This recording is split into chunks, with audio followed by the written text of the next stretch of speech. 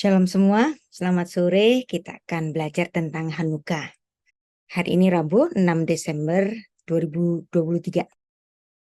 Kita mulai. Beshem ha'af ve'haben ve'ruach hakodes ha'elohim echad. Di dalam nama Bapa dan Putra dan Roh Kudus, Allah yang Esa. Amin. Anda lihat di sini ada lampu menorah, tapi ini bukan menorah biasa, tapi ini namanya lampu Hanukkah. Jadi lampu untuk khusus hari raya Hanukkah. Hari rayanya orang Yahudi. Loh, kita kan orang Kristen, ngapain belajar tradisinya orang Yahudi gitu kan? Tapi Anda harus ingat bahwa Yesus itu lahir sebagai orang Yahudi. Saya tidak akan mengubah Anda dari orang Indonesia untuk menjadi orang Yahudi. Kita tetap orang Indonesia, orang Kristen. Tapi kita harus mempelajari keyahudian Yesus Kristus supaya kita dapat memahami diri Yesus itu sendiri. Kenapa dia memilih lahir sebagai seorang Israel atau seorang Yahudi. Biasanya kalau bulan Desember ada tuduhan atau fitnahan yang diulang-ulang terus kayak kaset rusak. Tuduhan musiman menjelang Natal Desember. Dan saya yakin ketika orang menuduh ini, mereka itu ada di dalam kategori historical illiterate. Jadi mereka tidak memahami tentang sejarah. Mereka nuduh, pokoknya kalau Natal itu pagan. Natal itu memperingati dewa-dewinya orang Romawi. Natal itu adalah kegiatan yang dilakukan oleh orang Kristen Helenistik. Padahal di sini kita sedang belajar tentang keyahudian Yesus Kristus. Apa urusannya dengan Natal? Justru ada urusannya. Dan setiap tuduhan-tuduhan yang berlanjut itu biasanya dari ketidaktahuan mereka. Akibat belajar yang kurang penuh. Ada yang mengatakan Yesus tidak lahir pada 25 Desember karena winter. Nah, ini kan karena kekristenan di Indonesia itu mikirnya kekristenan itu dari barat, dari Eropa, dari Amerika gitu. Yang kalau di Eropa itu bulan-bulan Desember itu winter, nggak mungkin. Nggak mungkin ada gembala keluyuran. Tapi Anda harus ingat bahwa Israel itu bukan di Eropa tapi di Asia Barat ya. Natal merayakan hari kelahiran Dewa Matahari. Nah, itu selalu tuduhannya. Natal adalah penghinaan bagi Yesus Kristus. Bagi Anda yang merayakan Natal, ada nggak sih kita menghina Yesus Kristus? Ulang tahun itu boleh apa enggak?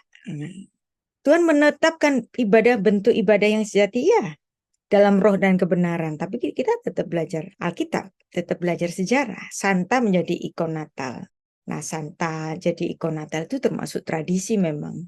Nggak penting-penting amat sih, tapi itu bukan penghinaan pada Yesus Kristus. Banyak kebohongan yang disebarkan saat Natal, justru tuduhan mereka yang tidak berdasar itu menuduh kebohongan. Natal menyembunyikan perayaan Tuhan yang sebenarnya. Ketika kita ibadah Natal, siapa yang ditinggal? Tentu saja Yesus Kristus. Lebih baik mengikuti perintah Tuhan daripada mengikuti tradisi manusia. Apakah tradisi itu selalu jelek?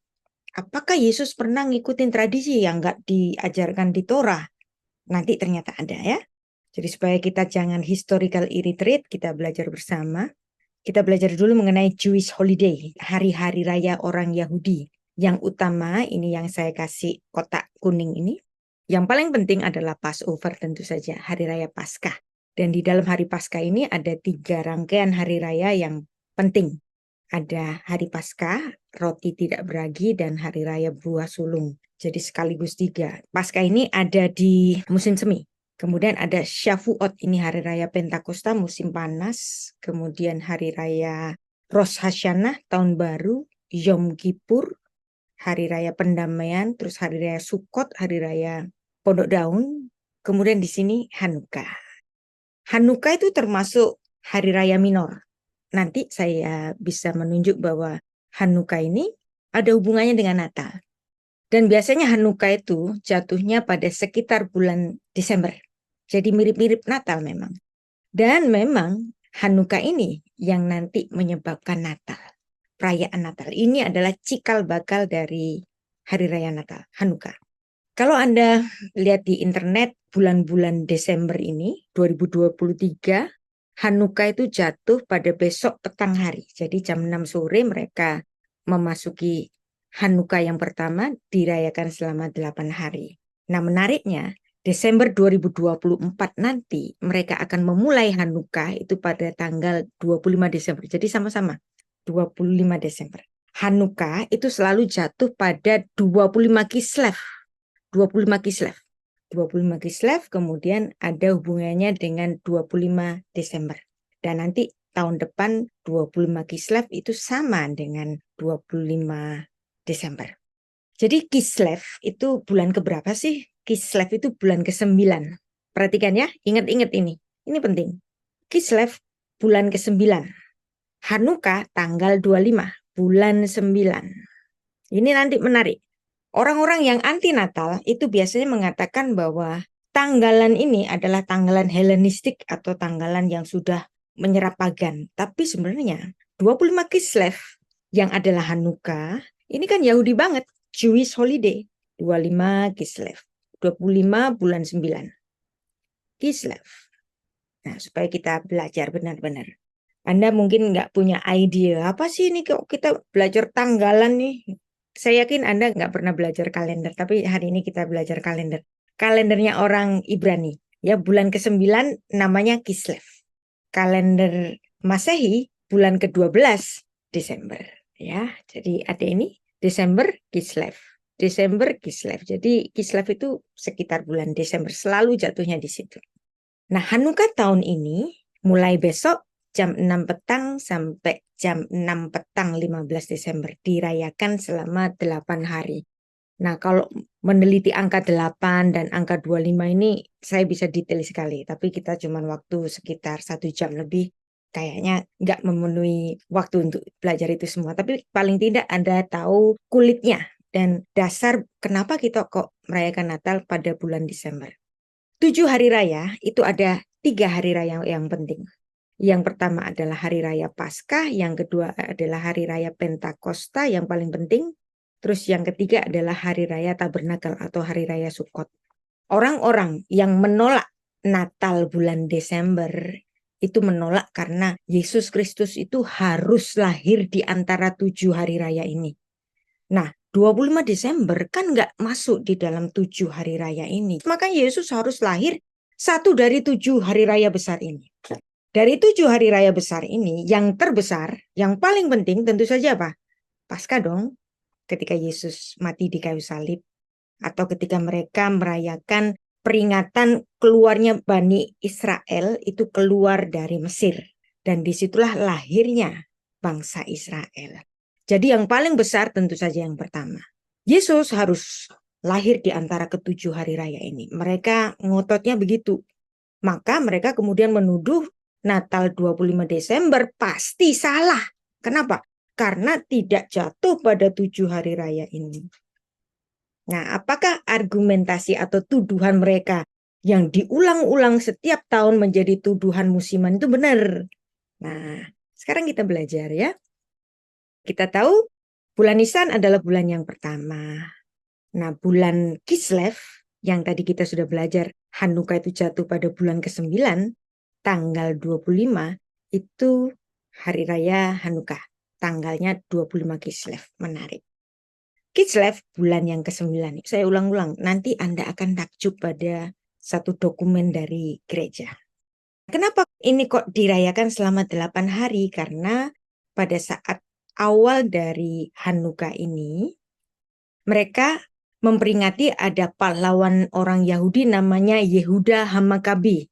Mereka menemukan satu mukjizat yang dimana mereka membersihkan bait Allah. Minyak dari lampu itu yang seharusnya itu cuma cukup sehari ternyata mampu bertahan hingga 8 hari.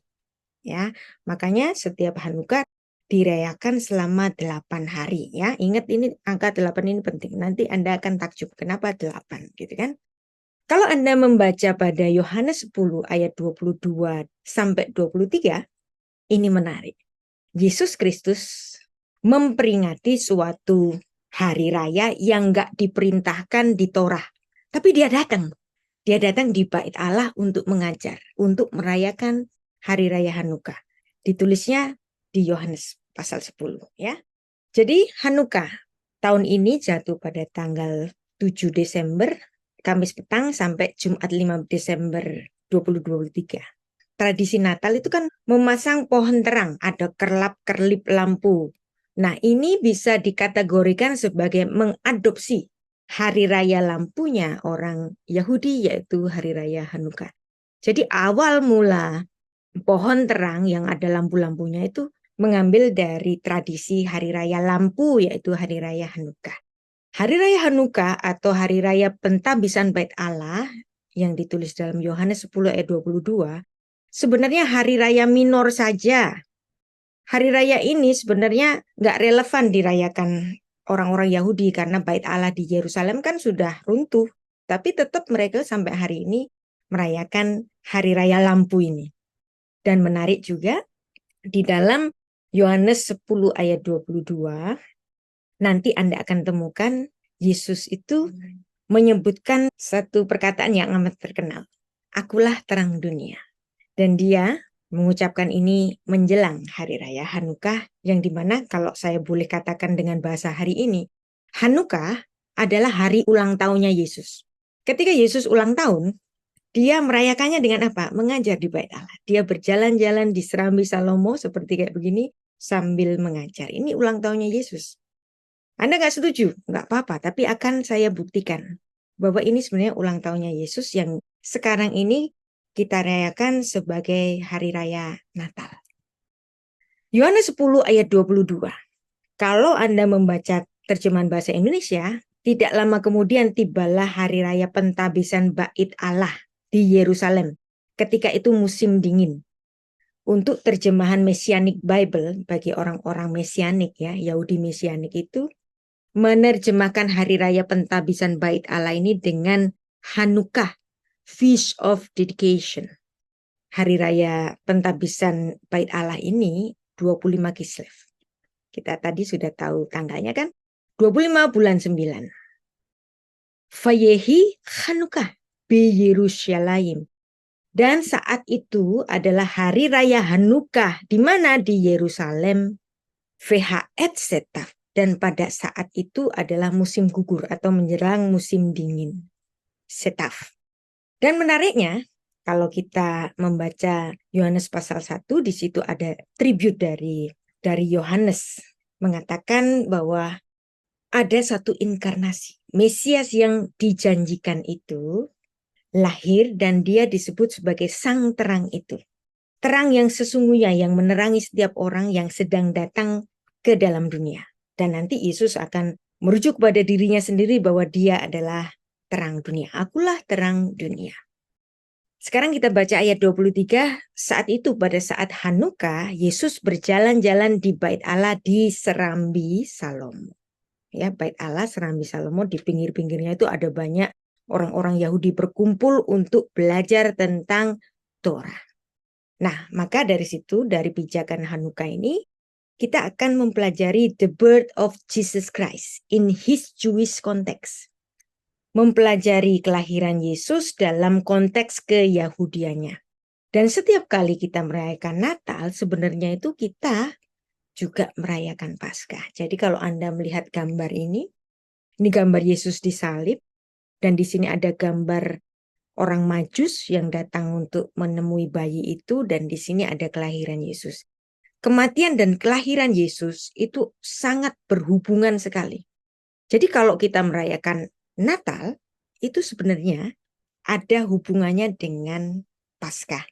Jadi kalau kita merayakan Natal, sekaligus akan merayakan Paskah. Nah, ada yang menarik di sini. Dalam dokumen gereja Apostolorum Didaskalia Koptik ya, tahun 189 Masehi ini ya, Apostolorum Didaskalia Koptik Mesir ya. Jadi Ortodok Mesir punya dokumen tahun 189 itu menuliskan bahwa Yesus lahir pada tanggal 25 bulan 9. Wow. Nah, ini juga. Jadi ini bahasa Yunaninya bisa dibaca di sini, Apostolorum Didaskalia. Kalau Anda nggak punya bukunya, bisa dibaca secara online di www.thenazarineway.com. Apostolic Constitution, buku yang pertama sampai ke-6. Di buku 1 sampai yang ke-6, nanti Anda lihat di section yang ketiga di sini. Ditulis kembali dalam dokumen Gereja Syria pada tahun 250 Masehi. Jadi ini abad ketiga Masehi. Itu sudah menuliskan dokumen gereja bahwa kelahiran dari Sang Mesias yang dijanjikan, the birthday, yang dirayakan pada tanggal berapa ini? 25th of Nin month. Jadi tanggal 25 bulan 9 ini Hanukkah, 25 Kislev. Ada bukti sejarahnya. Bukan asal tuduh, bukan asal ngomong. Anda nggak punya bukunya, Anda bisa baca secara online. Nama-nama bulan Ibrani, bulan ke-9, bisa disebut bulan ke-9, Tish'i, atau bulan Kislev. Ini. Di dokumen gereja kuno menuliskan Yesus lahir 25 bulan 9 kalender Yahudi. Jadi kira-kira salah apa enggak kita merayakan bulan Desember? Kok Desember? Dulu kan nggak ada bulan Desember gitu. Misalnya orang itu mempersoalkan kalender. Kalender Masehi itu kan baru muncul abad ke-7. Iya, ya, memang baru muncul abad ke-7, tapi konversinya sebenarnya Yesus Kristus itu lahir pada kalender Yahudi 25 bulan 9. Lalu bagaimana dengan tahunnya? Tahunnya bisa kita perkirakan dari catatan sejarah yang ditulis oleh seorang sejarawan namanya Flavius Josephus. Dia menuliskan satu sejarah, satu catatan kisah. Herodes yang agung, dia mati pada 13 Maret tahun 4 sebelum Masehi. Maka kelahiran Yesus harus sebelum kematiannya Herodes yang agung. Jadi di sini bisa kita jadikan patokan. Herodes yang agung mati pada tahun 4 sebelum Masehi. Maka Yesus harus lahir sebelum Herodes agung ini mati. Ya kan? Sekarang kita konversikan. 25 Kislev, 25 bulan 9.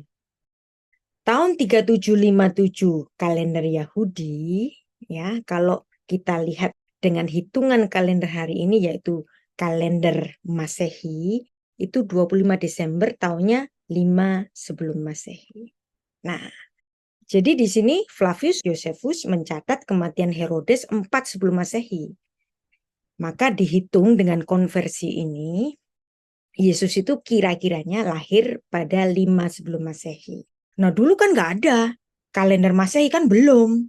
Iya, dulu memang satuannya itu AUC. Ini kalender Romawi Ab Urbi Condita. Nah tapi hari ini kita mau ngitung Ab Urbi Condita kan pusing kita.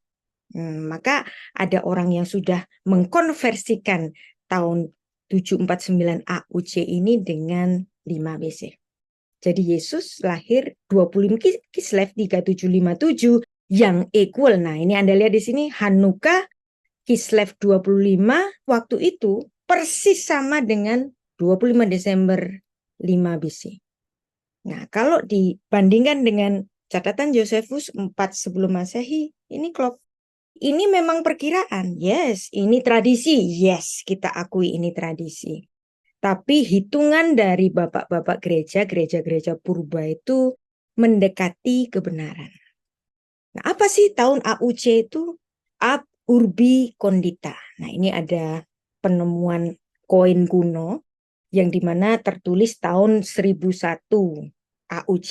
Nah, tahun 1001 AUC itu kira-kira tahun berapa?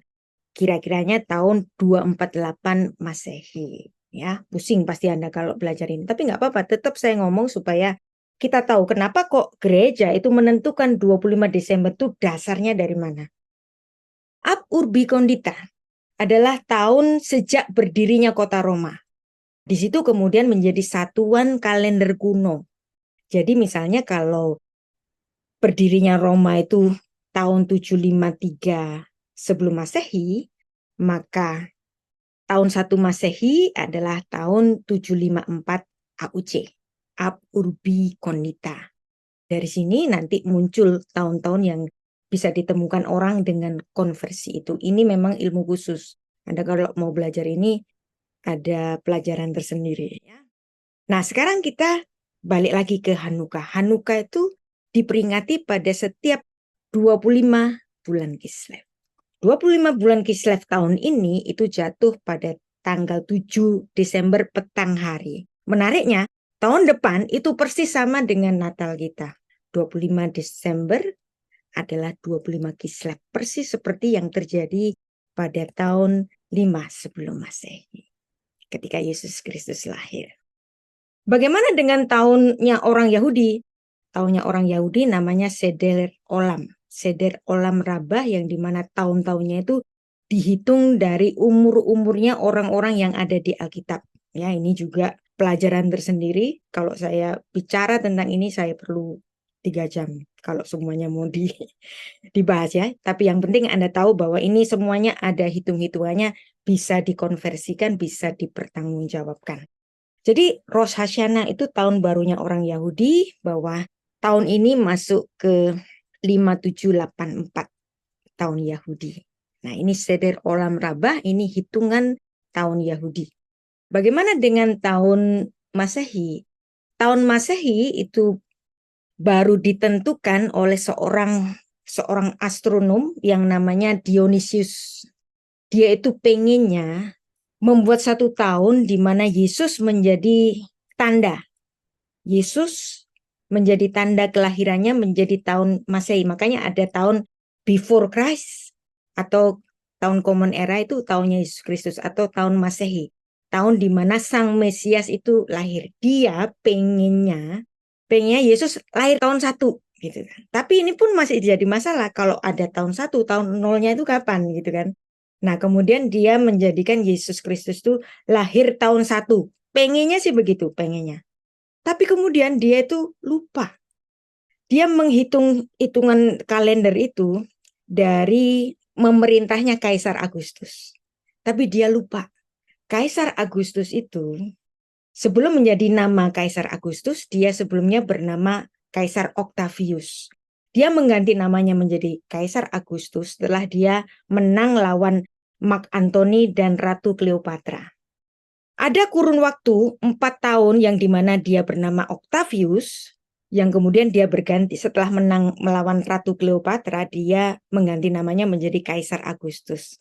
Maka dari sinilah kenapa Yesus Kristus itu tidak lahir tahun 1, tapi lahirnya -4. Nah, karena akhir tahun makanya 25 Desember -5. Jadi 5 sebelum Masehi, 25 Desember. Jadi dia itu pengennya Yesus lahir tahun 1, tapi dia ada kesalahan. Tapi kesalahan ini dibiarin oleh gereja. Ya udah, itu sudah menjadi kesepakatan. Yesus tidak jadi lahir tahun 1, tetapi lahir tahun 25 Desember -5 sebelum Masehi, dan itu terjadi sebelum Herodes yang agung itu meninggal. Kesalahan si Dionysius ini jadi kesalahan berbuah manis. Kesalahan berbuah manis. Karena Yesus nanti akan jadi bulat semua. Ketika Yesus berumur 33,5 tahun, dia disalibkan, artinya itu akan masuk ke tahun 30 Masehi. 40 tahun setelah Yesus disalibkan, ada peristiwa yang sangat besar yang ditangisi oleh orang Yahudi sampai hari ini, yang menyisakan satu tembok yang namanya tembok ratapan. Kejatuhan Bait Allah itu terjadi tahun 70 Masehi. Nah, jadi kesalahannya Dionysius ini berbuah manis. Jadi setiap kali kita memperingati Yesus mati kapan? 30 Masehi. Bait Allah runtuh kapan? 70 Masehi. Jadi bulat.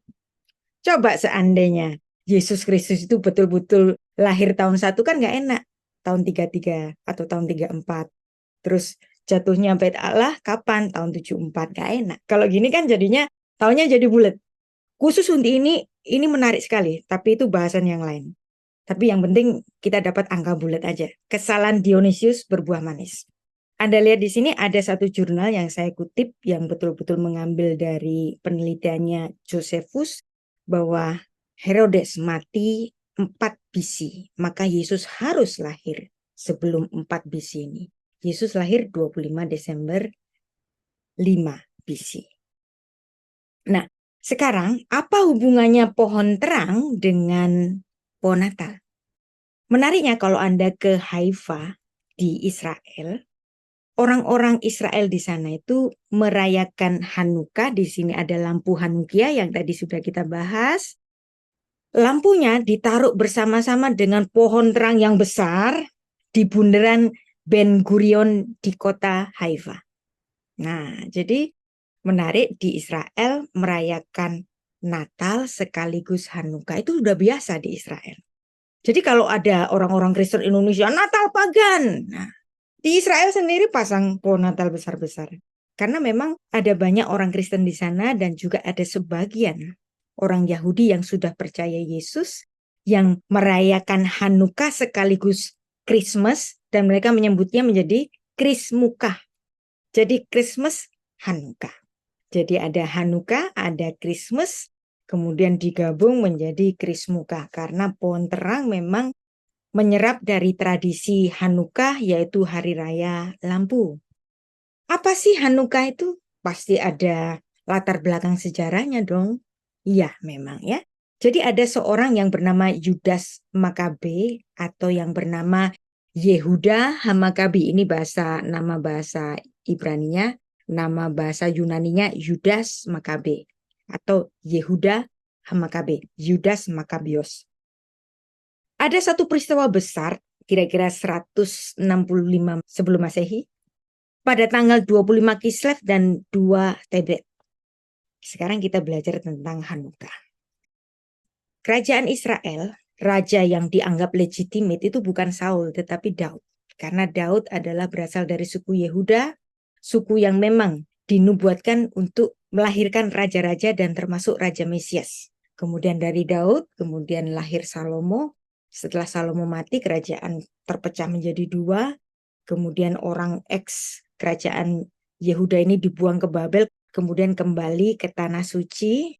Dan setelah kembali ke Tanah Suci, mereka tetap menjadi jajahan dari bangsa-bangsa kafir, yaitu Babel, ya. Kemudian ada Neo Babilonia yang gabungan antara Asyur, Persia, Media, ya. Kemudian datang Alexander Agung. Alexandernya Agung mati muda kan? Kemudian jenderal-jenderalnya lah yang kemudian menguasai daerah-daerah jajahannya Alexander Agung. Daerah Kanaan, Yudea itu kemudian dikuasai oleh dinasti yang dulunya adalah jenderal-jenderalnya Alexander Agung yang dinamakan dinasti Seleukus. Dinasti Seleukus, rajanya Antiochus Epiphanes itu melakukan kejijikan di bait Allah yang dimana menyembah dewa kafir di situ dan kemudian mempersembahkan binatang babi di bait Allah. Dan itu memicu kemarahan orang-orang Yahudi dan memicu pemberontakan orang-orang Makabe kepada Raja Antiochus Epiphanes. Yang memimpin pemberontakan itu namanya Yehuda Hamakabe atau Yudas Makabayos atau yang disebut dengan Judas Makabe. Kemudian setelah dia menang perang dan dia mau membersihkan bait Allah itu dari kejijikan yang dilakukan oleh Antiochus Epiphanes, kemudian Yudas Makabe ini membersihkan bait Allah dan lampu menorah itu yang ada di bait Allah, ternyata minyaknya cuma sedikit, diperkirakan hanya bertahan 1 hari saja. Tapi ternyata bertahan sampai 8 hari. Nah ini ada kitab Deuterokanonika, makanya kita bukan orang Katolik, tapi orang non-Katolik ini perlu membaca kitab Deuterokanonika. Memang ini kitab kanon kedua, bukan kanon yang pertama, bukan protokanonik, tapi kita perlu membaca 2 Makabe ini sebagai konteks sejarahnya. Yang dimana pada saat itu ketika bait Allah dicemarkan oleh kaum asing, maka kemudian dilakukan pentahiran bait Allah, yaitu Hanukkah. Yohanes 10 ayat 22, yang dimana Tuhan Yesus ikut merayakannya. Padahal ini hari raya kan gak ada di Torah. Tapi Yesus secara tradisi ikut merayakannya. Tanggalnya tanggal berapa di sini? 25. Bulannya apa? Kislev. Bulannya Kislev. Dan dirayakan selama apa? Kenapa dirayakan 8 hari? Karena ternyata minyak untuk upacara pembersihan bait Allah itu bertahan selama 8 hari. Dan mereka merayakannya dengan sangat bersukacita. Jadi di sini kenapa sih orang-orang Muslim atau orang-orang Yahudi, kalau Anda membaca Imamat pasal 11 itu kan ada banyak sederetan binatang-binatang haram. Ya, banyak sekali. Tapi tampaknya binatang babi itu menjadi yang paling membuat mereka benci di antara semuanya. Kepiting itu haram, udang haram.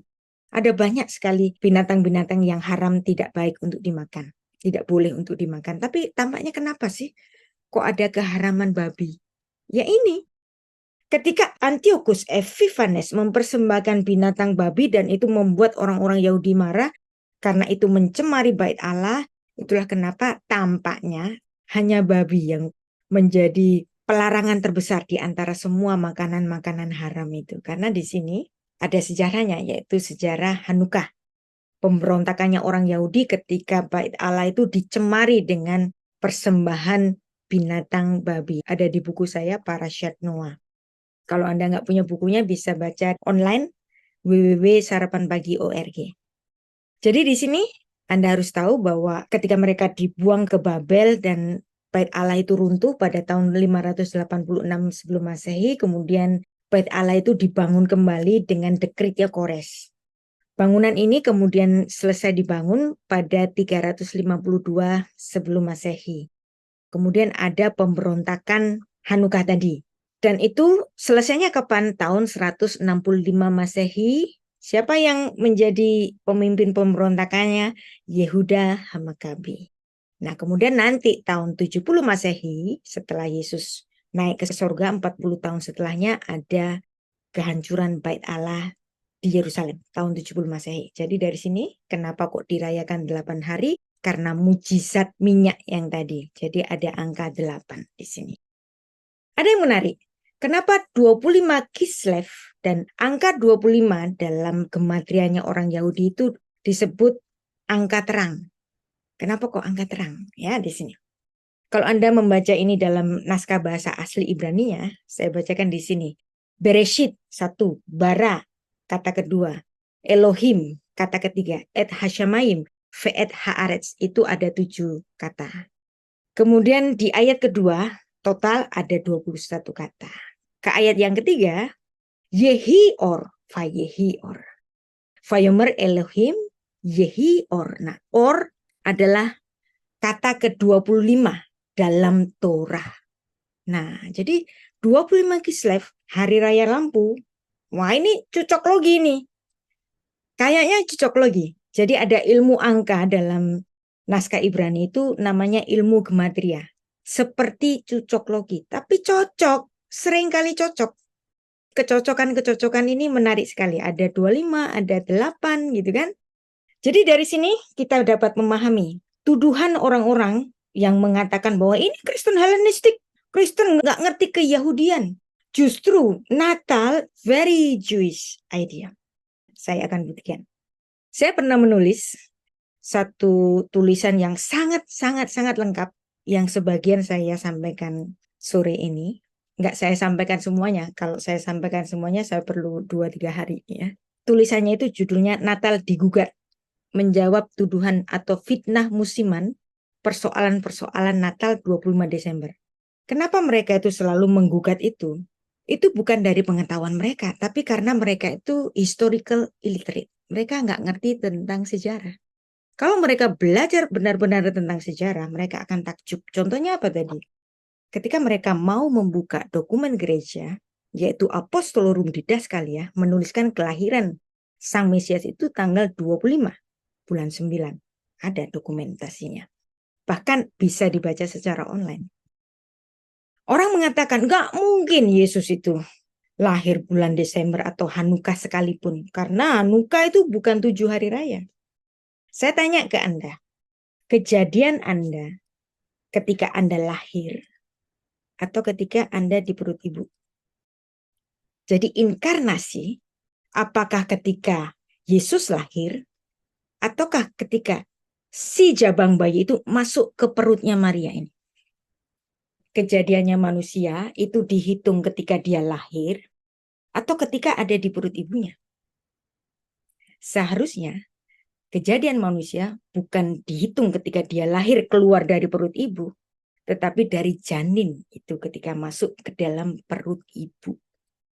Jadi annunciation, jadi kabar gembira dari malaikat Gabriel itu, menurut catatan Bapak Gereja, Secara tradisi itu 25 Maret.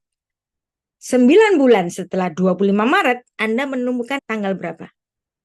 Gampang aja, 25 Desember. Bisa diterima sampai di sini? Anda kaget? Jadi 25 Desember memang Yesus lahir.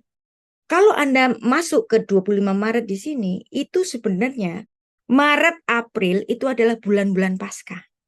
Jadi kejadian Yesus Kristus datang ke bumi ketika masuk sebagai jabang bayi, janin di perut Maria.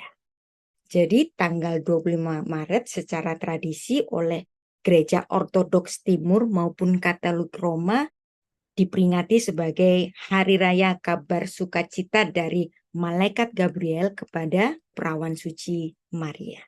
Jadi inilah kejadian Yesus Kristus inkarnasi ke bumi, Mesias yang dijanjikan sesuai catatan Bapak Gereja Irenaeus. Siapa itu Irenaeus? Generasi ketiga apostolik.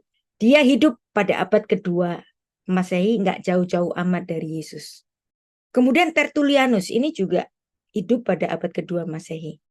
Dia juga mengatakan Annunciation itu 25 Maret. Kemudian Hippolytus, ini menarik ini nanti tulisannya. Semuanya bisa dibuktikan.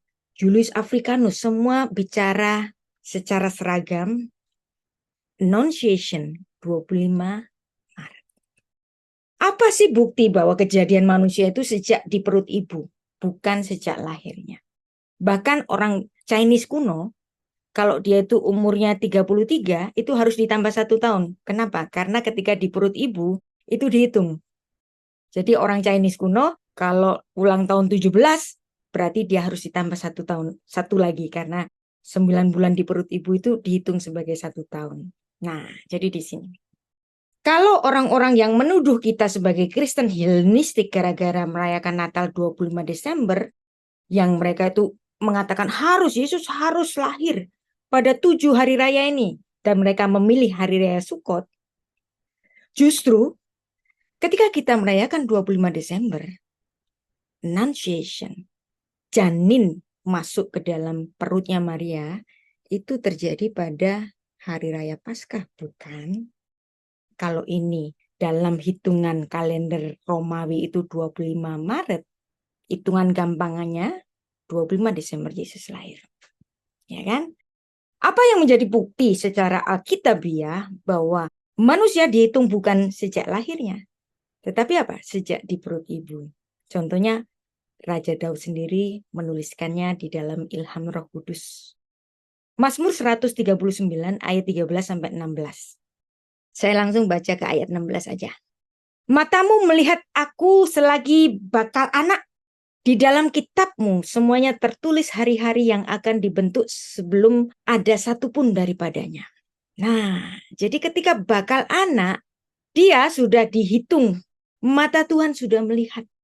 Jadi inkarnasi bukan ketika Yesus lahir, tetapi saat Annunciation ketika Roh Kudus itu menaungi Maria dan Maria hamil selama 9 bulan. Dari sini masuk akal? Jadi hitungannya Bapak Gereja ini nggak mungkin salah. Karena nggak jauh-jauh amat dari eranya murid-murid Kristus. Natal 25 Desember itu very Jewish idea. Ya, yang ngomong ini orang Yahudi sendiri. 25 Kislev equal dengan 25 Desember tahun 5 sebelum Masehi.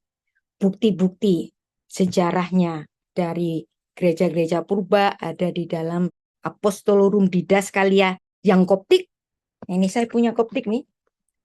189 Masehi, Syria 204, Hippolytus, tulisannya Hippolytus tahun 204, Julius Africanus, Apostolorum Didaskalia Yunani juga menuliskan tanggal yang sama, 25 bulan 9. Bisa nggak ini dituduh bahwa ini adalah hari raya Helenistik? No. Makanya ini saya sebut sebagai pemahaman the birth of Jesus Christ in his Jewish context. Merayakan Natal sekaligus Paskah. Kenapa Paskah? Pada hari Paskah, Roh Kudus menaungi Maria. Pada saat Hanukkah, si jabang bayi itu lahir. Di mana? Di Bethlehem. Kalau Anda ikut book clubnya Profesor Eli Sorking Eisenberg, ini dosen saya. Ya, dia mengatakan, di sini tulisannya kecil ya, jadi saya gedein. Surprisingly, the early church follow a very Jewish idea that the beginning of the end, the important redemptive event often happen at the same date. Ini dia ngambil dari Rosh Hashanah 10b sampai 11a.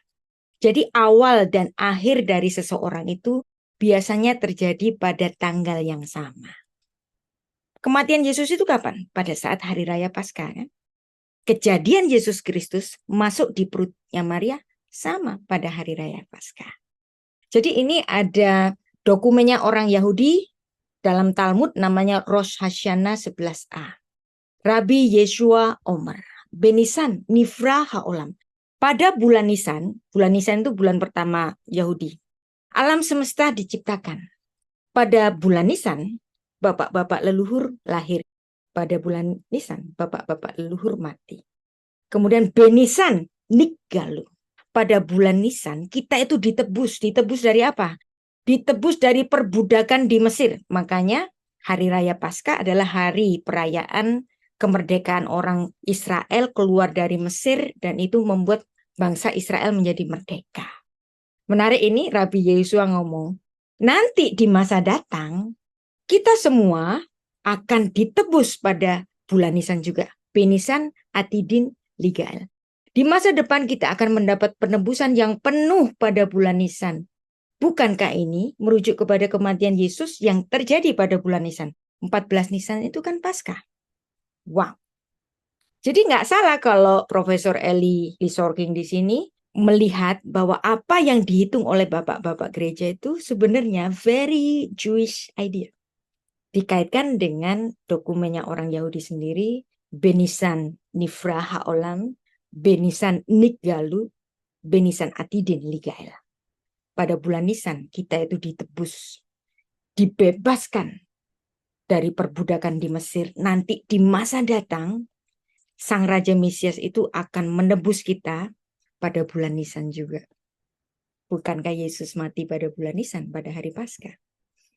Buktinya di mana? Ada dong. Yohanes 19 ayat 14. Pada hari itu ialah hari persiapan Paskah. Pada hari persiapan Paskah, Yesus Kristus diadili. Setelah diadili, dia mati, dikuburkan tepat pada hari Paskah.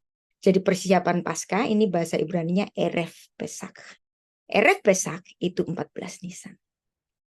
25 Maret Annunciation. Ketika Roh Kudus itu menaungi Maria, bulan Nisan juga. Apakah ini kebetulan? Cocoklogi. Sejarah menuliskan demikian. Ada beberapa orang-orang Yahudi Mesianik yang katanya Yahudi Mesianik. Rabbi Yosef Shulam ini sebenarnya imigran dari Amerika yang kemudian tinggal di Israel. Dia menolak, nggak setuju. Yesus itu lahir 25 Desember. Ya, ini kan memang masih polemik. Ya nggak apa-apa orang nggak setuju. Nggak usah kita paksa. Tapi kalau kita merayakan Hari Raya Natal 25 Desember, kita punya dasar. Dasar tadi. Kalau ada orang masih nggak terima, ya nggak apa-apa, namanya juga tafsir. Dia punya tafsiran sendiri. Tapi ada sebagian golongan Mesianik, jadi ada golongan Mesianik yang nggak setuju Natal 25 Desember. Ada golongan Mesianik, nanti Anda bisa baca secara online ya, di sini ada Jewish Voice. Sebagian orang golongan Mesianik memperingati kelahiran Yesus pada hari raya Hanukkah 25 Kislev. Ini saya screenshot dari lamannya mereka, Jewish Voice. Jadi masih ada yang mau memperingati 25 Desember atau hari raya Hanukkah, ada yang nolak, ada yang nerima. Ada sebagian orang-orang Mesianik Indonesia itu mengatakan nggak bisa, pokoknya Yesus bukan lahir di bulan Desember. Mereka katanya menghitung dari rombongan Abia. Nah, rombongan Abia ini adalah rombongannya, jadwal piketnya para imam ketika mereka bertugas di Bait Allah. Zakaria ini ada di dalam suatu rombongan yang dimana dia kemudian menghitung bahwa Yesus itu bukan lahir pada hari raya Hanukkah, tetapi justru di Hanukkah itu baru dia itu dilahirkan. Ya nggak apa-apa, orang punya hitung-hitungan sendiri, tapi saya punya dasar perhitungan sendiri yang berbeda dengan mereka. Banyak ada yang mengatakan, enggak, Yesus lahir pada hari raya Sukot. Ya wis, suka-suka kamu menghitungnya. Tapi saya punya dasar perhitungan ini. Dan biasanya orang Kristen Mesianik ini selalu berteriak kencang bahwa Natal Desember adalah pagan. Padahal di mana ada bukti bahwa Hari Raya Dewa Matahari itu benar-benar 25 Desember. Mana bukti sejarahnya? Enggak ada. Yang ada cuman tuduhan-tuduhan nyaring bunyinya saja. Ini ada seorang yang bernama Hippolytus. Rasul Yohanes memuridkan Polikarpus. Polikarpus memuridkan Irenaius. Irenaius memuridkan Hippolytus. Jadi dia generasi keempat apostolik. Jadi di sini menarik.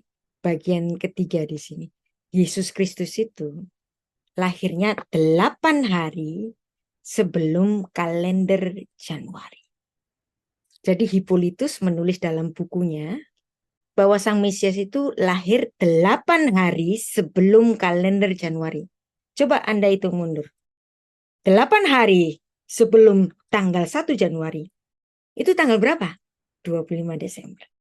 Jadi secara implisit Hippolytus menuliskan Yesus Kristus lahir pada 25 Desember. Dia menghitung harinya, hari Rebo. Menarik kan? Tapi tadi itu terjemahan bahasa Inggrisnya. Dia menulis dalam bahasa Yunani. Dia nulisnya dalam Hippolytus of Rome, Commentary of Daniel di sini. Dia menulisnya Yesus itu lahir pro octo kalandon Januarion. 8 hari sebelum kalender Januari itu lahirnya Sang Mesias. Kalau Januari itu adalah sama dengan 2 Tevet, Anda hitung mundur 8 hari masuk ke tanggal 25 Kislev atau tanggal 25 Desember tahun 5 sebelum Masehi. Ini catatannya Hippolytus. Dan bukunya ada, bisa Anda download sekarang ini kalau Anda nggak punya. Tertullianus pun demikian. Dia mengatakan Yesus dikandung pada tanggal 25 Maret. Jadi Annunciation itu 25 Maret. 9 bulan setelahnya 25 Desember. Jadi ada Hippolytus, ada Tertullianus. Catatan gereja-gereja kuno ini. Sekarang, tuntutan hukum Taurat itu harus ada 2 bukti. Kalau nggak ada 2 bukti, perkara itu nggak bisa valid. Sama juga KPK hari ini, kalau ada 2 alat bukti baru perkara itu sah. Bagaimana kita membuktikan kelahiran Yesus itu benar-benar 25 Kislev? Yang pertama, kesaksian pertama, saya mengajukan kesaksian dari Esra 7 ayat 8 sampai 10. Sumber protokanonik. Kesaksian kedua, yaitu Ta'anit 29a ayat 10 sampai 20. Untuk menghitung kelahirannya Yesus. Nah ini agak rumit. Ya, belajar sambil lalu kayak demikian ya nggak apa-apa. Nanti Anda ikut ngitung juga nggak apa-apa. Yang penting saya memberikan argumentasi saya. Kenapa saya mempercayai Yesus Kristus memang lahir 25 Desember. Jadi di sini dalam Tawarik 24 dituliskan rombongan piket, jadwal piketnya para imam-imam yang melayani di Bait Allah. Rombongan piket pertama namanya rombongan Yoyarif.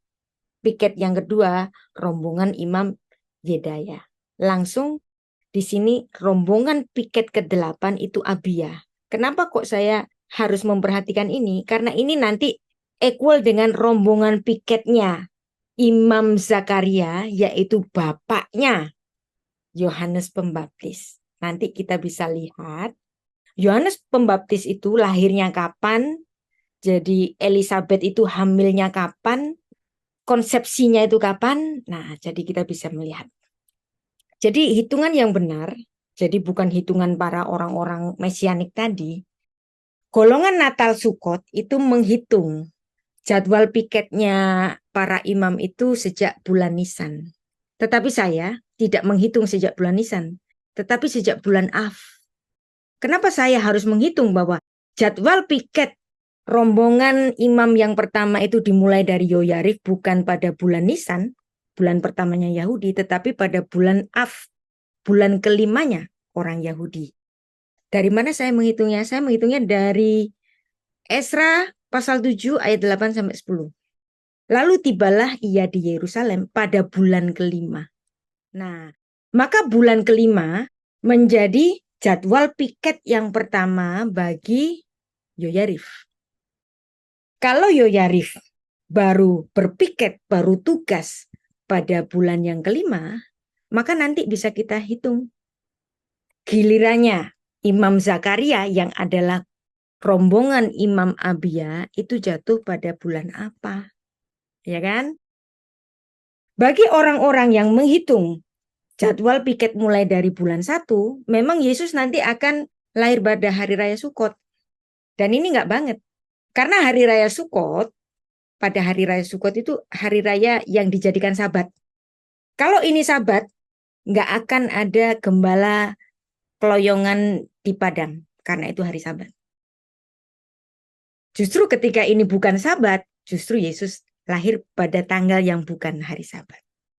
Nah, kenapa kok saya bisa membuktikan ini? Ini menarik sekali. Makanya baca Talmud itu juga menarik. Ketika Bait Allah itu runtuh pada tahun 70 Masehi, runtuhnya pada tanggal 9 bulan Av. Bulan Av itu kan bulan kelima. Ketika bulan kelima, yaitu bulan Av, rombongan imam yang mana yang sedang berpiket, yang sedang bertugas? Di sini Yoyarif. Jadi di sini bulan 5. Maka Yoyarif piketnya bulan kelima. Bulan kelima di sini, ya. Nah, dari situ kita dapat menghitung Zakaria, bapaknya Yohanes Pembaptis ini yang memang dari golongan Abia ini, kapan kira-kira itu dia berpiket?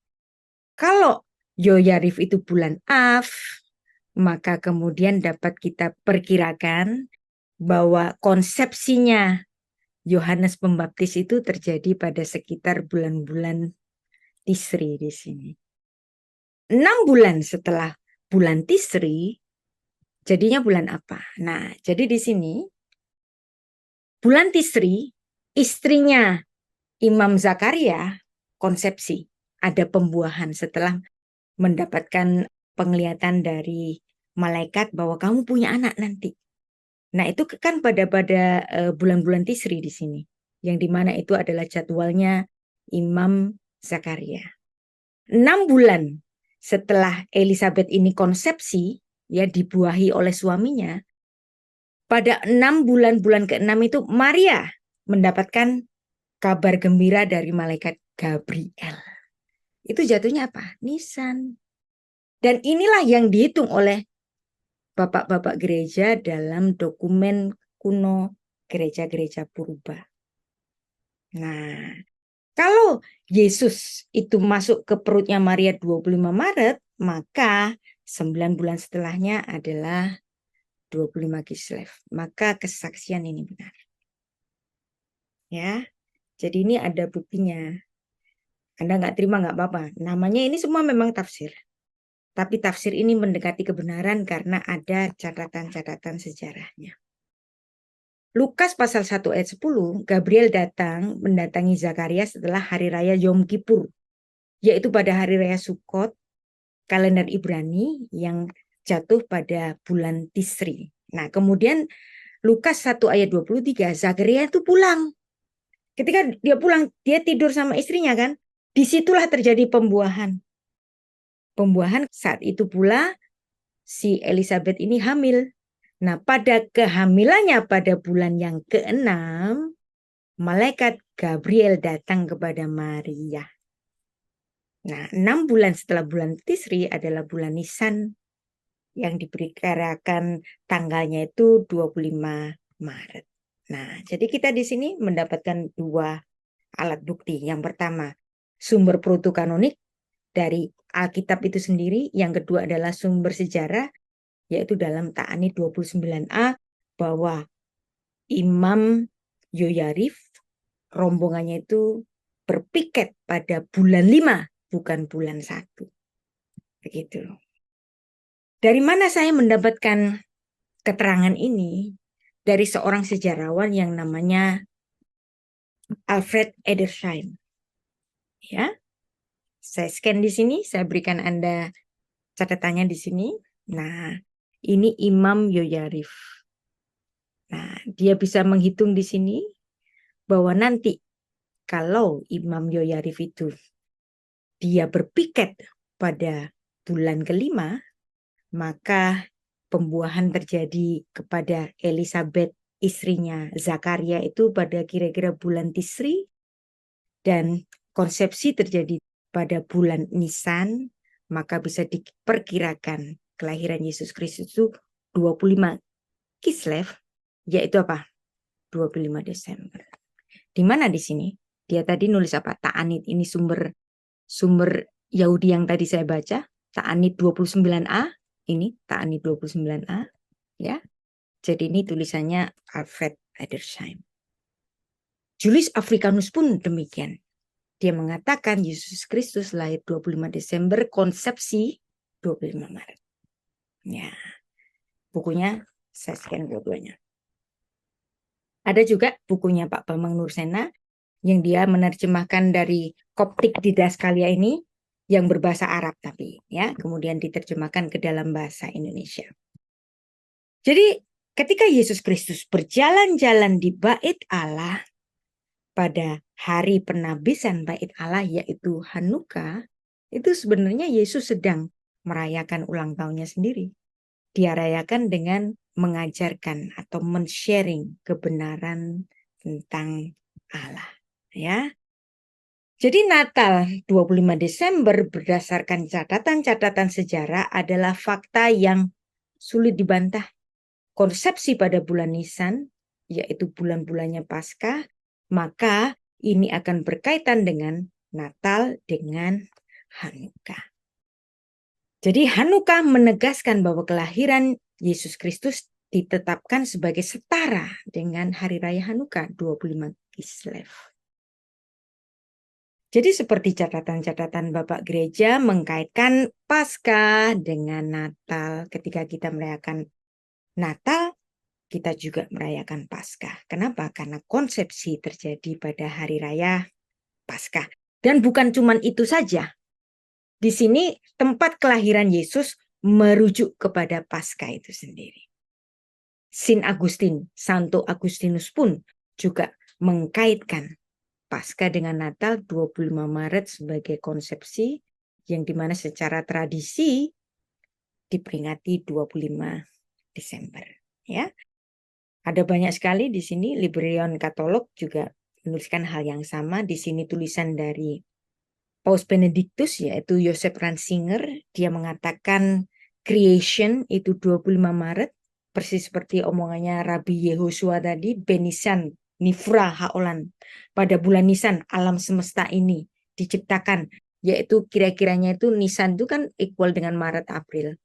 Penciptaan alam semesta, kabar sukacita ketika Roh Kudus itu menaungi Maria, ketika Yesus mati, semuanya merujuk kepada tanggal yang sama yaitu 25 Maret. Makanya ini disebut sebagai hari raya kabar sukacita yang diperingati oleh orang-orang Ortodok Timur maupun Katolik Roma.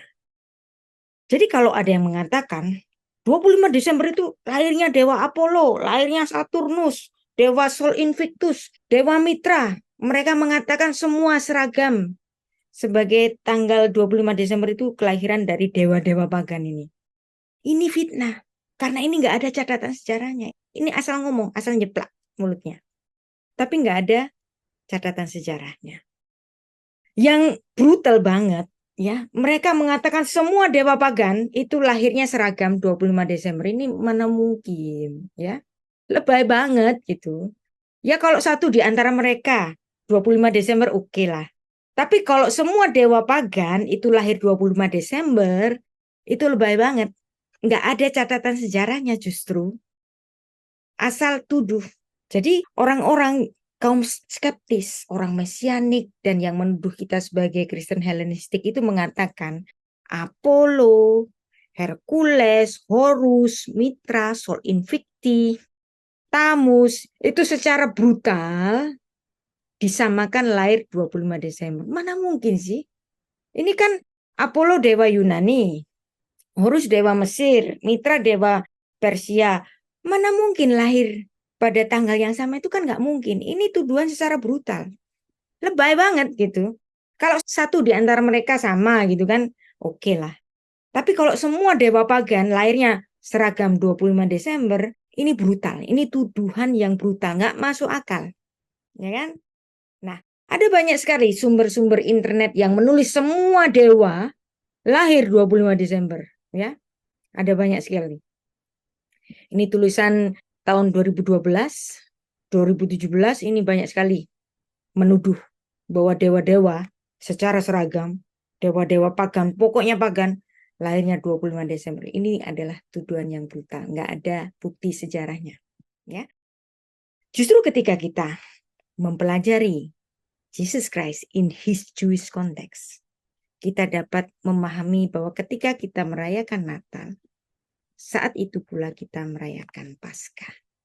Nah, jadi ketika orang-orang itu mengejek, wah, Natal itu pagan, saya yakin seyakin-yakinnya mereka termasuk orang yang historical illiterate. Tuduhan mereka tanpa bukti. Jadi setiap Desember ada gerakan anti Natal, bombardir anti Katolik juga. Nah, ini pokoknya ini hari raya pagan yang bermula dari Katolik Roma, kan biasanya begitu kan. Nah, tapi sebenarnya tuduhan ini belum lama kok. Munculnya baru abad ke-18 di mana? Di Eropa. Dari seorang teolog namanya Paul Ernest Jablonski, dia memulai tuduhan Natal pagan, kelahiran Dewa Matahari. Sebelumnya nggak ada, biasa saja. Dari sini baru kemudian muncul tuduhan-tuduhan itu yang hari ini oleh beberapa orang yang nggak setuju Natal, kemudian diulang-ulang kayak kaset rusak setiap menjelang bulan Desember. Jadi kita punya sumber-sumber gereja purba yang dapat mengkaitkan Natal dengan Hanukkah 25 Kislev. Kita tadi sudah pelajari. Banyak sekali teolog-teolog yang menamakan teolog menyalah-nyalakan tradisi ini. Ya memang ini tradisi. Nggak bisa kita pungkiri ini memang tradisi, tetapi para bapak gereja dapat menghitungnya. Bahwa konsepsi 25 Maret, 9 bulan kemudian 25 Desember. Kita sudah mempelajari banyak, termasuk tulisan Hippolytus, generasi keempat apostolik, menuliskan Yesus lahir 8 hari, 8 days before kalender Januari. Ya, pro octo kalandon Januarian. Sebenarnya polemik Natal pagan itu harusnya sudah selesai dari tulisan Alfred Edersheim ini tahun 1883, udah selesai harusnya nih. Ya. Tapi kan diulang-ulang terus. Karena apa ya? Tadi karena historical illiterate. Nah, ini Alfred Edersheim, dia menuliskan, dia meneliti betul-betul bukti-bukti sejarah tentang kelahiran Yesus Kristus, ya, tahun 83. Bukunya setebal itu, kalau mau saya pinjemin boleh dibaca. Jadi inilah polemik Natal yang dikaitkan dengan pagan harusnya sudah selesai tahun 1883. Ya, jadi apa yang saya sampaikan bukan temuan saya, bukan hal baru, tetapi saya justru memberikan catatan-catatan gereja yang sangat-sangat kuno, ya, dan itu bisa dipertanggungjawabkan. Nah, ada satu kata-kata mutiara. The best way to learn is to teach. Ketika Anda sudah belajar, supaya Anda nggak lupa, Anda mengajarkannya juga kepada orang lain. Jika Anda ingin menguasai sesuatu, ajarkanlah, ulangi, ajarkan ke orang lain. Natal bukan bagian. The best way to learn is to teach. Oke, kita sekarang masuk ke tanya jawab. Saya kembalikan ke Maria.